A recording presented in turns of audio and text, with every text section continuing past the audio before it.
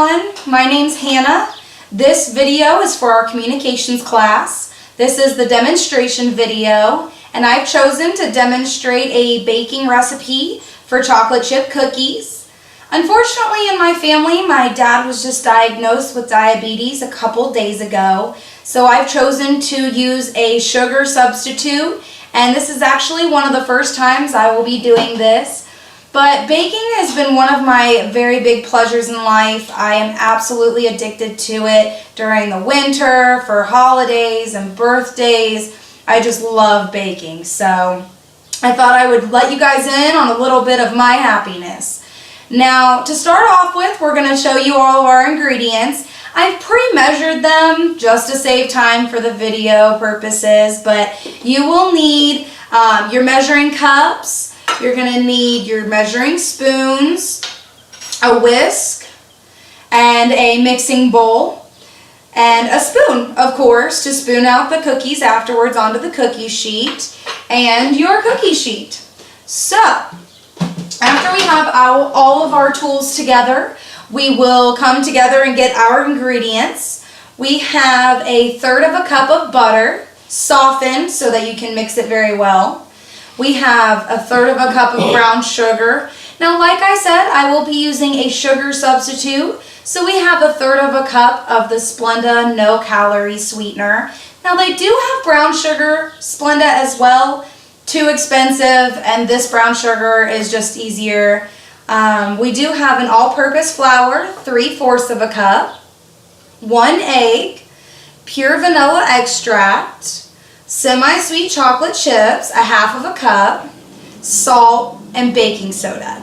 Now, my sister-in-law also has a gluten intolerance, so you can also substitute the all-purpose flour for gluten-free flour. Just a warning, it's pretty expensive, so for demonstration videos, I've just used the all-purpose. And it's something that people don't usually think of is your pure vanilla extract. Some of the vanilla extracts are not gluten-free, so you'll need to look on the box for that. Now, we're going to start off. You're going to take your large bowl, and we are going to put our third of a cup of butter that's been softened. I like to kind of just cut my butter up into cubes, so that way it mixes with the sugar pretty easily and just becomes really creamy. So, using our finger, getting dirty. We have our third of a cup of brown sugar. You want to make sure that when you measure that out, you pack it down really well. We have, our third of a cup of Splenda no-calorie sweetener.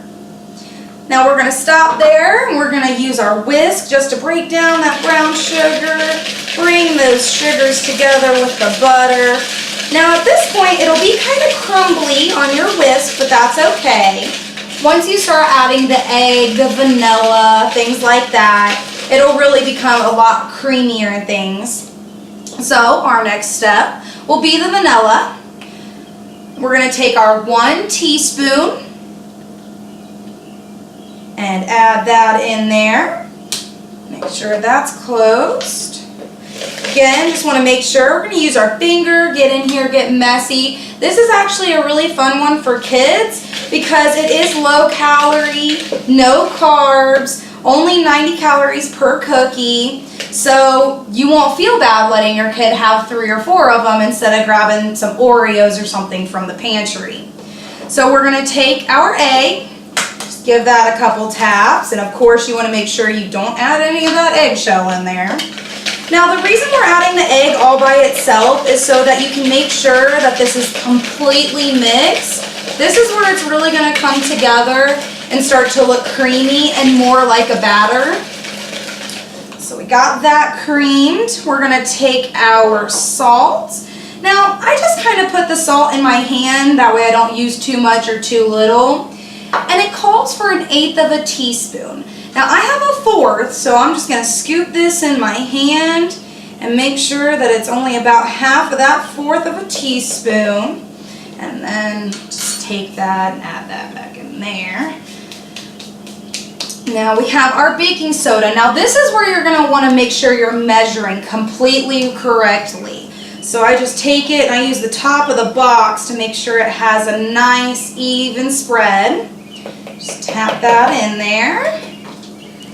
Make sure this is all incorporated. Again, that baking soda, very important to make sure that everything is incorporated. And we're going to take our flour. Now some people like to add it a little bit at a time. I just throw it all right on in there. No harm, no foul. So this is where you're going to really work it in there. 3/4 of a cup of flour. Now you got your dough going. Again, get your finger in there, get it messy. And this is where I kind of switch over to use the spoon, just so since everything's incorporated, the whisk kind of just grabs it, doesn't really let it go. So we're going to throw this whisk right on over here and use our spoon. Now you want to scrape the sides, make sure it's all well up in there.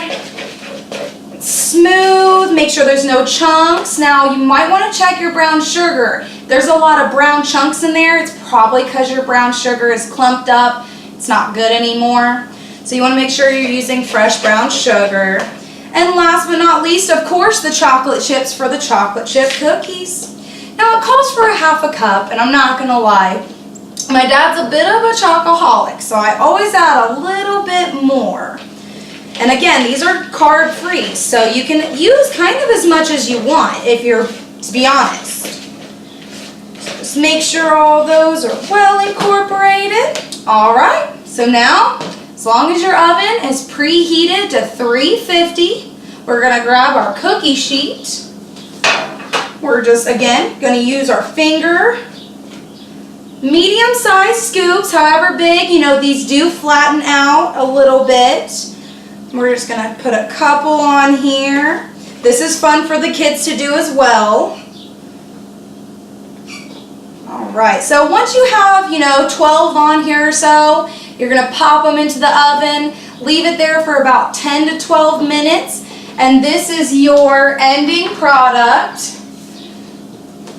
And they will have a little bit of a crispy outside, but that's mostly just because of the sugars. But the insides are chewy. They're great for dipping into milk, everything like that. So I do want to thank you so much for joining me today. And of course my parents for being a part of this and being the viewers. Just come on in here, guys, instead of having to pick up my laptop. So I just want to say thank you for joining us and have a wonderful day.